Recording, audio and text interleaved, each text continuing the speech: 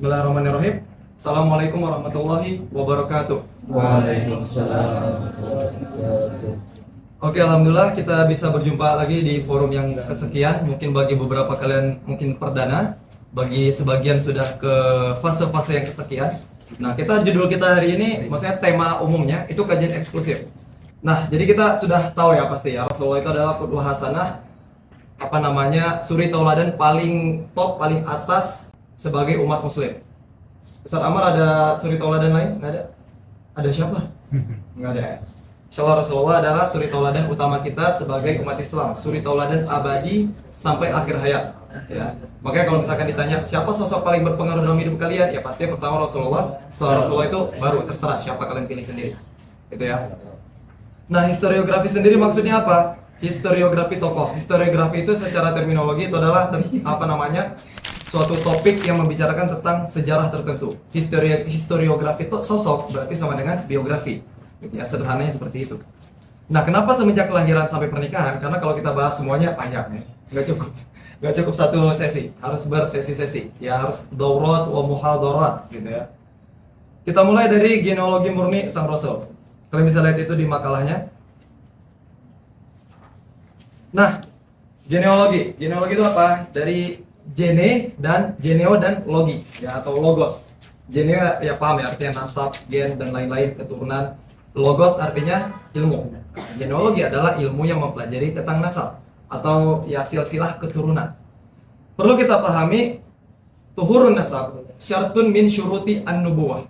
Ya, jadi sucinya nasab adalah syarat dari kesekian syarat kenabian. Jadi mustahil ada nabi kalau misalkan nasabnya itu tercela. Ada nuqtah, ada noda, itu mustahil.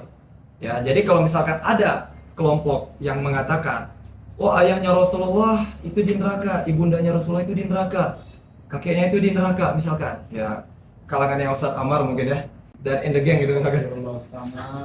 Nah, itu tidak benar. Ya, karena salah satu syarat dari syarat dari kenabian itu adalah sucinya nasab. Jadi mustahil seorang nabi kalau misalkan nasabnya itu ada orang tuanya yang masuk ke dalam neraka. Ya, nanti kalau ada yang mau nanya di sisi terjawab ya kita bisa diskusikan nanti ya, kenapa kok masuk surga, kenapa nggak masuk neraka. Nah, itu ada pembahasan nanti. Intinya perlu kita ketahui pertama, sucinya nasab adalah syarat dari kenabian. Nah, silsilah dari Rasulullah sendiri itu di makalah ada, kalian bisa baca. Nah, ini saya paparkan di sini ya, sudah jelas. Ya, Muhammad bin Abdullah bin Abdul Muthalib bin bin Hashim bin Abdul Manaf bin Qusay bin Kilab bin Murrah bin Ka'ab bin Lu'ay bin Ghalib bin Funar bin Malik bin Nadar bin Kinanah bin Khuzaimah. Ya, kemarin ada yang salah baca ya, kemarin siapa lupa ya sama saya itu ya. Enggak, bukan ini, ada orang lain. Bin Mudrika bin Ilyas bin Mudar bin Nazar bin Ma'ad bin Adnan bin Ismail bin Ibrahim alaihissalam. Nah, an-nasab al-muttafaq alaihi itu sampai kepada Adnan ya, yang telah disepakati oleh para mu'arrikh. Sedangkan di atasnya yang bisa dipastikan Adnan ini adalah anaknya siapa? Nabi Ismail. Nah, itu udah jelas kan? Ismail siapa ayahnya? Nabi Ibrahim. Nah, itu udah jelas. Berarti secara tidak langsung ya, nasab muttafaqnya itu sampai Nabi Ibrahim. Ya, secara tidak langsung. Ya, karena Adnan ini kan udah jelas kan, ya anaknya siapa? Anaknya Nabi Ibrahim, anaknya Nabi Ismail. Sedangkan Nabi Ismail anaknya Nabi Ibrahim. Nah, nasab yang diperselisihkan itu dari Nabi Ibrahim ke Nabi Adam.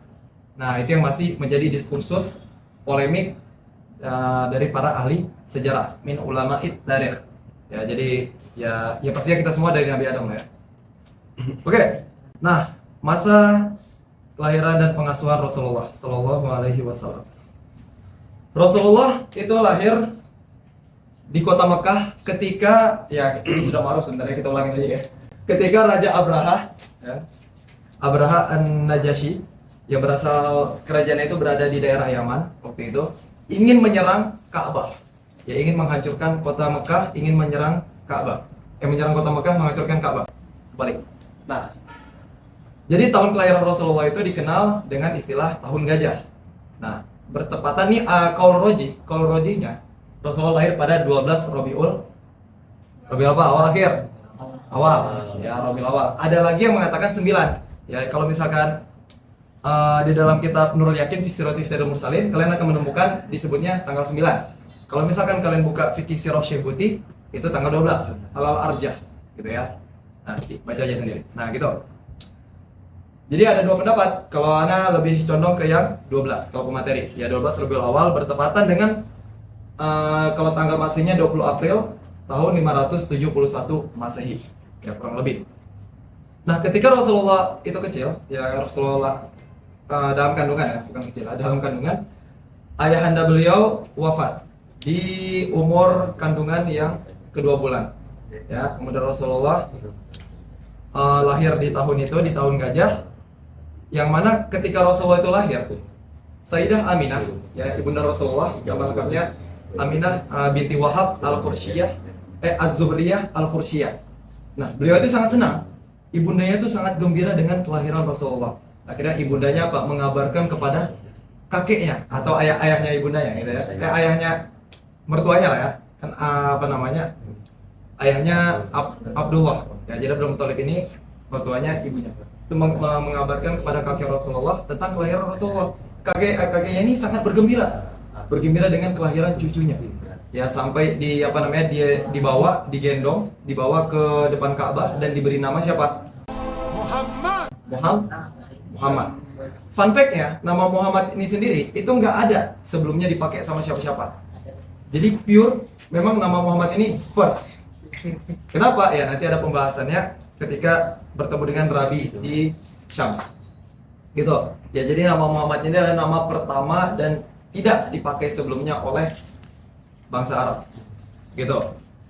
Nah, kemudian ketika Rasulullah lahir, yang menyusui Rasulullah pertama kali, mungkin kita mengenal Halimatus Sa'diyah ya menyusui Rasulullah, tapi sebenarnya yang pertama kali menyusui Rasulullah itu salah seorang budaknya Abu Lahab, kalau nggak salah, budaknya Abu Lahab yang bernama Thuwaibah.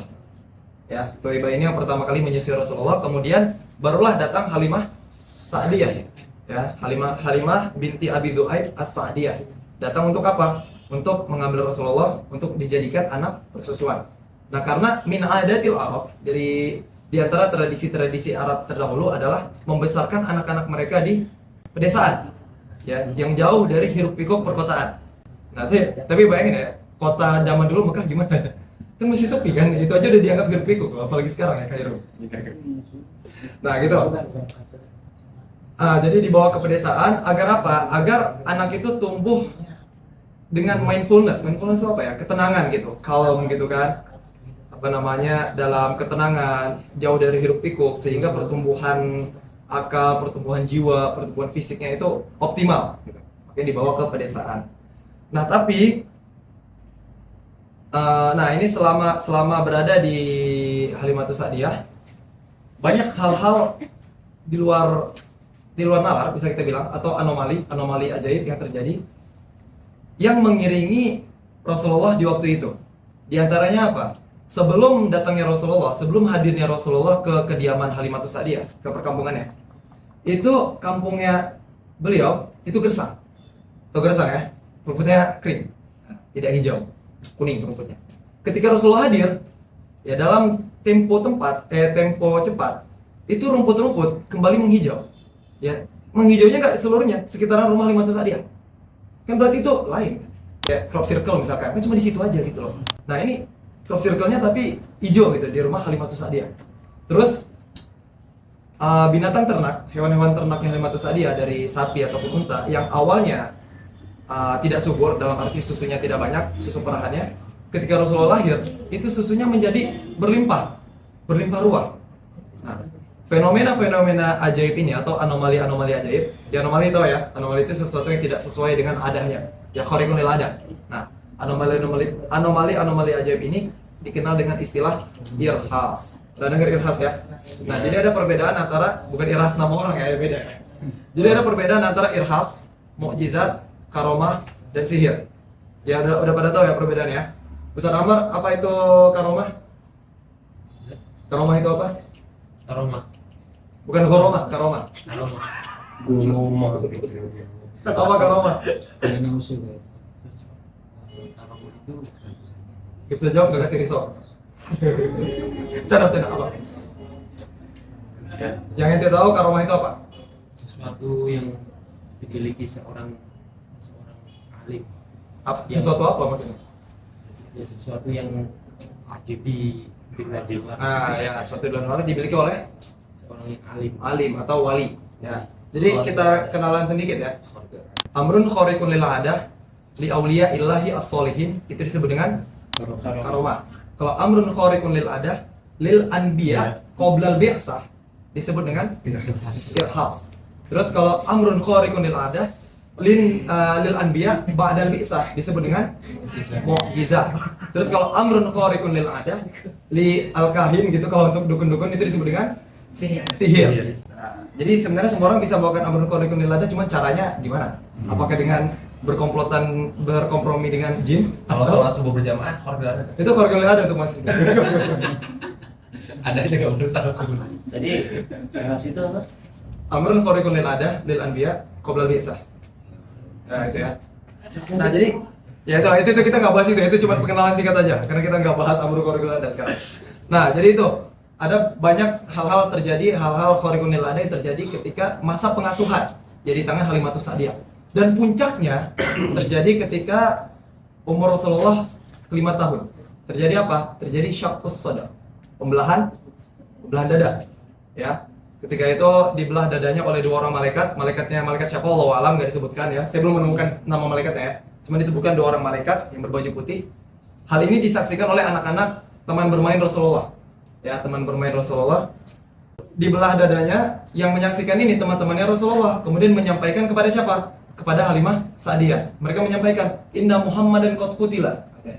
Muhammad telah terbunuh.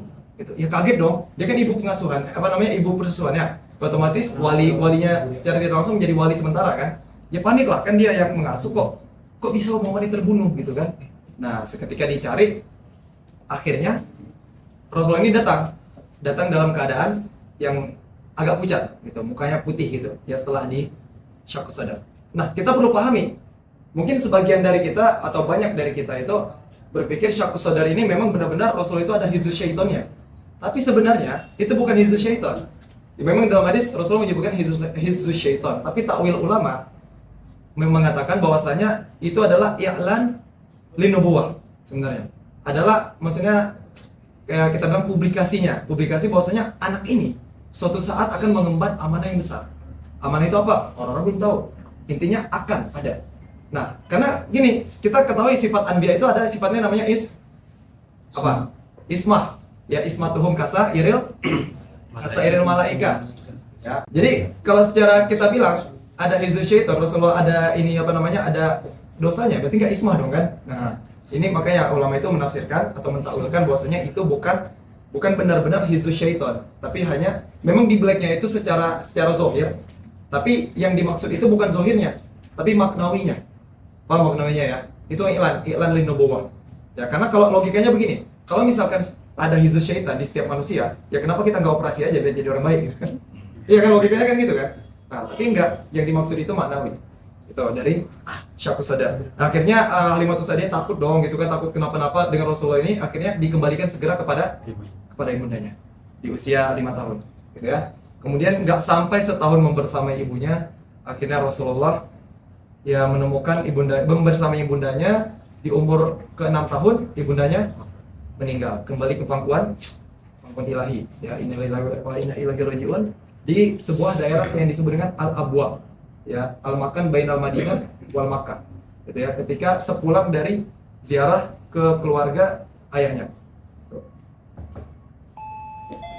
Nah, jadi sepeninggal ibundanya, Rasulullah diasuh oleh salah seorang budak kakeknya ya, yang bernama dengan Ummu Aiman, di bawah pengasuhan kakeknya. Nah, jadi kalau memang ada yang mengatakan, oh yang ngasuh Rasulullah setelah sepeninggal ibundanya kakeknya, betul. Yang mengasuh Ummu Aiman, betul. Karena dua-duanya yang mengasuh gitu loh. Cuman yaitu Ummu Aiman mengasuh hadonat Rasulullah, sedangkan kakeknya itu kafalahu. Kafalahu artinya menaungi gitu loh, melindungi, yang menjamin ya bahasa lainnya. Nah, sampailah di umur ke-8 tahun kakeknya pun meninggal. Innalillahi wa inna ilaihi raji'un. Kemudian pengasuhannya diambil oleh siapa? Oleh pamannya Abu Thalib.